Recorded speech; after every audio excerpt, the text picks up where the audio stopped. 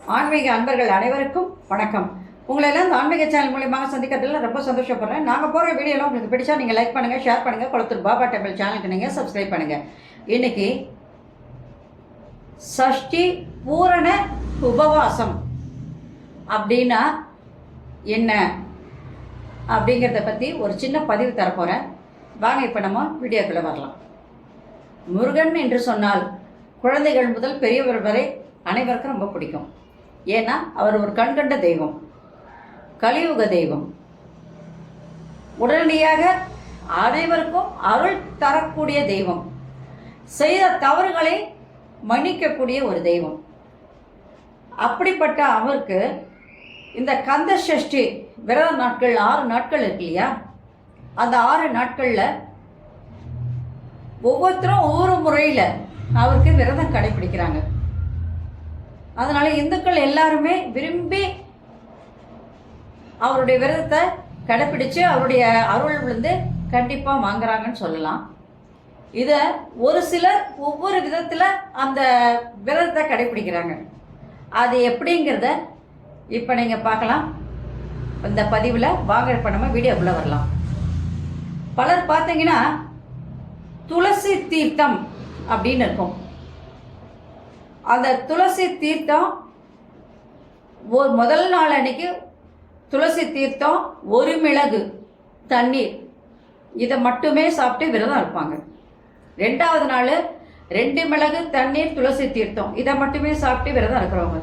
3வது நாள் 3 மிளகு தண்ணீர், அதுக்கப்புறம் துளசி தீர்த்தம். 4வது நாள் 4 மிளகு தண்ணீர் துளசி தீர்த்தம், இதை மட்டுமே சாப்பிட்டு இந்த மாதிரி 6 நாட்களும் கடுமையான விரதம். அது 7வது நாள் இறைவனுடைய அந்த முருகப்பெருமானுடைய திருமணத்தை பார்த்த பின்பு அவங்க அந்த விரதத்தை கைவிடுவாங்க.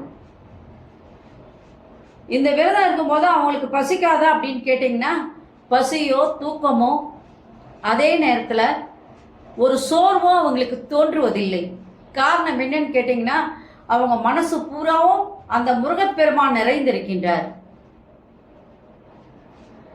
அவருடைய மூச்சு பேச்சு எல்லாமே அந்த இறைவனாக இருக்கின்ற காரணத்தினால் அவர்களுக்கு பசியோ தாகமோ எதுவுமே அங்கே தெரிவதில்லை.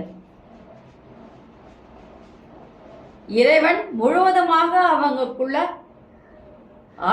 இறைவனால் அவங்க ஆட்கொள்ளப்படுகின்றார்கள் என்று தான் சொல்லணும். சிலர் பார்த்தீங்கன்னா துளசி தீர்த்தம் எடுத்துப்பாங்க, பால் இளநீர், அதே நேரத்தில் பழங்கள், நீர் ஆகாரங்கள், மோர், இந்த மாதிரி எல்லாம் எடுத்துக்கிட்டு அந்த 6 நாளும் விரதம் இருப்பாங்க. சாப்பாடு டிஃபன் எல்லாம் அவங்க சாப்பிட மாட்டாங்க. வெறும் நீர் ஆகாரங்கள் எதுவாக இருந்தாலும் பரவாயில்லன்னு எடுத்துப்பாங்க. அந்த மாதிரி எடுத்து அந்த 6 நாட்கள் விரதம் கடைபிடிக்கிறவங்களும் இருப்பாங்க. அந்த 7வது நாள் அந்த திருமணத்தை பார்த்துட்டு, இறைவனுடைய திருமணத்தை பார்த்துட்டு அதுக்கப்புறமா சாப்பிட்டு கோயிலே சாப்பாடு சாப்பிட்டுட்டு விரதத்தை கைவிடுறவங்களும் இருக்காங்க. ஒரு சிலர் பார்த்தீங்கன்னா அந்த 6 நாட்கள் தொடர்ந்து ஒரு வேளை உணவு எடுத்துப்பாங்க. அது காத்தால சிற்றுண்டியாகவும் இருக்கலாம், இல்லை மதியானம் ஒரே வேளை சாப்பாடு, அவ்வளோதான். காத்தால சாயங்காலம் சாப்பிட மாட்டாங்க. சில பேர் காத்தால மட்டும் சிற்றுண்டி சாப்பிட்டு மதியமும் ராத்திரியும் ஒன்றும் சாப்பிட மாட்டாங்க. சில பேர் 6 மணிக்கு மேலே காத்தால பூஜை பண்ணி சாயங்காலம் 6 மணிக்கு பூஜை பண்ணிவிட்டு ஒரே வேளை டிஃபன் நைட்டு மட்டும் 6 நாட்களுக்கும் அந்த மாதிரி தொடர்ந்து சாப்பிட்டு விரதம் இருக்கிறவங்களும் இருக்காங்க. சில பேர் பார்த்தீங்கன்னா அந்த 6 நாட்களும் கோயிலில் போய் தங்கி விரதம் இருக்கிறவங்க தான் நிறையா பேர். எல்லாம் அந்த அறுபடை வீடு 6 கோயில்களையும் கூட்டம் அலைமோதி கொண்டிருக்கும்.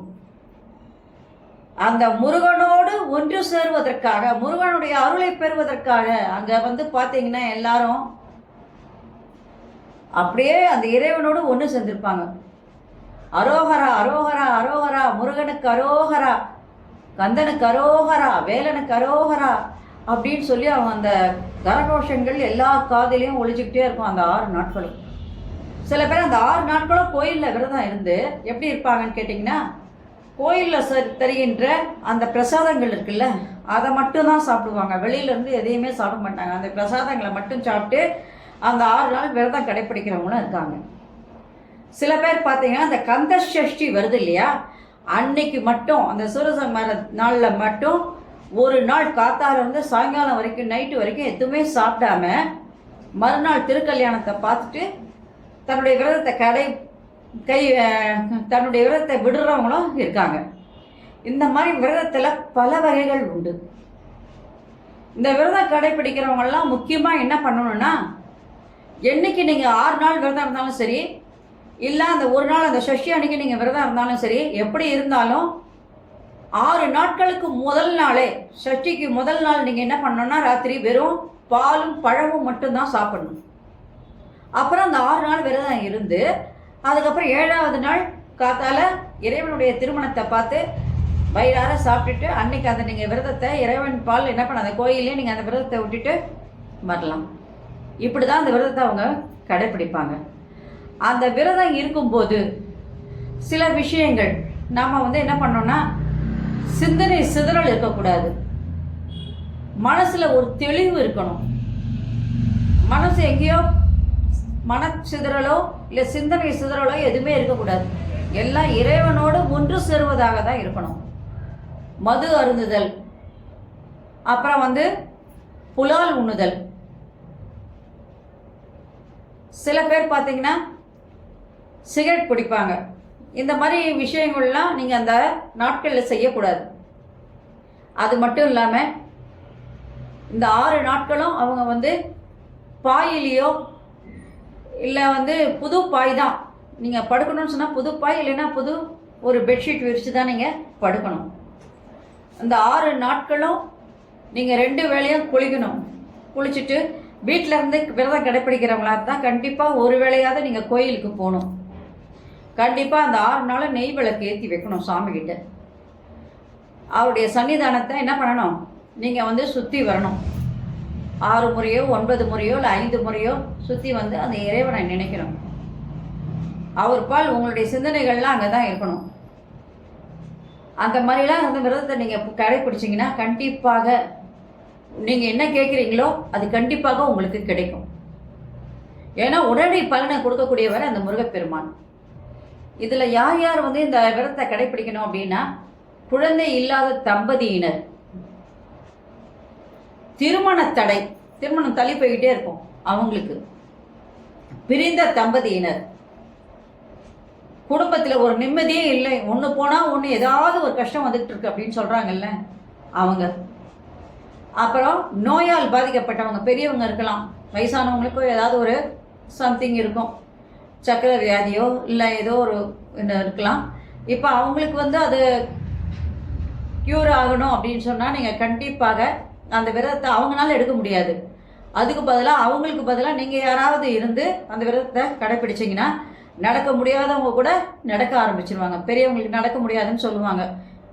அப்போ படுக்கையிலே இருக்கிறாங்க, படுத்த படுக்கையாக இருக்காங்க அப்படின்னா கூட அவங்க எழுந்து நடமாடுறதுக்கான வழிகளை கூட இந்த விரதம் கண்டிப்பாக நீங்கள் எடுக்கிற விரதம் அவங்கள ஒரு நல்ல நிலைமைக்கு கொண்டு வந்துடும். அவங்களும் நம்மளை மாதிரி நடமாடுறதுக்கு ஒரு நல்ல வாய்ப்பு அது ஏற்படுத்தி கொடுக்கும். சில பேர் வீட்டில் பார்த்தீங்கன்னா குழந்தைங்க படிக்க மாட்டாங்க, படிப்பில் பின்தங்கிய நிலைமையில் இருப்பாங்க. அந்த மாதிரி நிலைமையில் நீங்கள் அந்த குழந்தைங்களுக்காக விரதம் இருக்கலாம். இருந்து நீங்கள் கடைப்பிடிச்சிங்க, அந்த விரதத்தை கடைப்பிடிச்சிங்கன்னா ஒரு நாள் நீங்கள் விரதம் சஷ்டி அன்னைக்கு முழுவதுமாக விரதம் இருந்தால் கூட போதுமானது. அந்த மாதிரிலாம் இருந்தீங்கன்னா நீங்கள் என்ன கேட்குறீங்களோ அதெல்லாம் உங்களுக்கு உடனடியாக கிடைப்பதற்கான வாய்ப்புகளை இந்த கந்த சஷ்டி விரதம் கண்டிப்பாக நமக்கு கை கொடுக்கும். அதனால சஷ்டி விரதன்றது எளிமையான விரதம் கிடையாது, கொஞ்சம் கடுமையான விரதம் தான். ஆனால் விரதம் இருக்கும்போது தான் தெரியும் அது எவ்வளோ சுலபமாக நம்ம அந்த விரதத்தை கடைப்பிடிக்கிறோம். காரணம் என்னன்னு கேட்டிங்கன்னா, முருகன் நமக்குள்ளே வந்துடுவார், அவருடைய அருள் பரிபூர்ணமாக நம்மளுடைய உடம்புல வந்துடும். அப்படி வரும்போது பசியோ தூக்கமோ தாகமோ எதுவுமே இருக்காது. சதா சர்வகாலமும் இந்த 6 நாட்களும் அந்த முருகப்பெருமானோடு நாம் ஒன்று சேர்ந்து விடுவோம். எதை பற்றியும் நமக்கு சிந்திக்கவே வேண்டாம், எல்லாமே அவர் பார்த்துப்பார். அந்த 6 நாட்களும் அவரோடு இருந்தால் போதும் அப்படின்னு சொல்லும்போது அந்த பக்தர்கள் எல்லாம் ஏன் அந்த கோயிலில் போய் லட்சக்கணக்கில் போய் குவிஞ்சு முருகா முருகா முருகா முருகான்னு அவரோட காலில் போய் விழுறாங்க அப்படின்னு கேட்டிங்கன்னா இதுதான் காரணம். நம்ம அந்த கோயிலில் போகும்போது நம்மளால கிட்ட போய் சாமியை பார்க்க முடியலையே, ஐயோ நம்ம தூரத்துலேருந்து இந்த இதில் இவ்வளோ கூட்டத்தில் நிற்கிறமே நினைக்க வேண்டாம். நீங்கள் எங்கே இருந்தாலும் கடவுள் உங்களை பார்ப்பார். அதனால் நீங்கள் அவருடைய கோயில் சன்னிதானத்தை மிதிச்சிட்டாலே போதும், கண்டிப்பாக அந்த இறைவனுடைய அருள் உங்களுக்கு நிச்சயமாக கிட்டும். அதனால கோயிலுக்கு போக முடியாதவங்க, அந்த 6 நாள் போக முடியாதவங்க வீட்டில் இருந்து அந்த சஷ்டி விரதத்தை நீங்கள் கடைப்பிடிக்கலாம். இல்லை எல்லாம் முடியல அப்படின்னா கூட அந்த ஒரு நாள் கந்த சஷ்டி அன்னைக்காவது நீங்கள் வந்து விரதத்தை கடைப்பிடிச்சு அந்த முருகப்பெருமானுக்கு நீங்கள் நெய் தீபம் ஏற்றி வீட்டில் வழிபாடு செய்யும்போது உங்களுக்கு தெரிஞ்ச ஸ்லோகங்கள்லாம் சொல்லி அவரோடு நீங்கள் ஒன்றுபட்டு அவருக்கு தூபதீப ஆராதனைகள்லாம் செய்யும்போது நிச்சயமாக அவருடைய அருள் உங்களுக்கு கிட்டும் என்பது தான் உண்மையானது. அதனால் ஒன்றுமே முடியல, ஆனால் நாங்கள் இந்த இதை கும்பிடக்கூடாது, இந்த வருஷம் எந்த பண்டிகையும் அப்படின்லாம் சொல்கிறவங்க கண்டிப்பாக கோயிலுக்கு போங்க. கோயிலில் போய் சாமியை வழிபாடு செய்யுங்க. இல்லை அந்த வழிபாட்டுக்கு நீங்கள் வந்து டெய்லி அபிஷேகம் ஆராதனைலாம் நடந்துக்கிட்டே இருக்கும். அந்த அபிஷேகத்துக்கு தேவையான பொருள்களை ஏதாவது நீங்கள் வாங்கி கொடுத்து நீங்கள் வந்து வழிபட்டாலும் கூட, இருந்த இடத்துலேருந்து நீங்கள் வழிபட்டாலும் கூட அந்த முருகப்பெருமான் உங்களுக்கு அருளாசி தருவதற்கு அவர் வந்து ஓடி ஓடி வந்துடுவார். அதனால் இந்த சஷ்டி பூர்ண உபவாசம் என்பது மிக மிக மிக போற்றுதற்குரியது, அனைவராலும் கடைபிடிக்கக்கூடியது. கடைபிடித்த பின்பு தான் அது மிகவும் கடினமான விரதம் என்று சொன்னாலும் கூட கடைபிடித்த பின்பு இறைவன் வந்து நம்முடைய உள்ளத்தில் வந்து நம்ம வந்து இறைவனோடு ஒன்று சேரும் பொழுது அந்த விரதமானது நமக்கு மிகவும் சுலபமானதாக அமையும். ஏன்னா அவர் பார்த்துப்பார், எல்லாம் முருகன் பார்த்துப்பார் அப்படின்னு சொல்லும்போது இறைவன் நம்மளோட ஒன்று சேர்ந்துருவார். நம்ம என்ன கேட்குறோமோ அது கொடுக்கறதுக்கு தயாராக இருப்பார். அதனால் இந்த கந்த சஷ்டி விரதத்தை அனைவரும் கடைபிடித்து வாழ்வில் முன்னேற்றமான ஒரு பாதையை அடைய வேண்டும் என்று சொல்லி இந்த சின்ன பதிவை நான் முடிச்சுக்கிறேன். நாளைக்கு வேறு ஒரு பதிவோடு உங்களை சந்திக்க வரேன். நன்றி, வணக்கம். நாங்கள் போகிற வீடியோவில் உங்களுக்கு பிடிச்சா லைக் பண்ணுங்கள், ஷேர் பண்ணுங்கள், குளத்தூர் பாபா டெம்பிள் சேனலுக்கு நீங்கள் சப்ஸ்கிரைப் பண்ணுங்கள். Subscribe to my channel and please press the bell icon for more videos.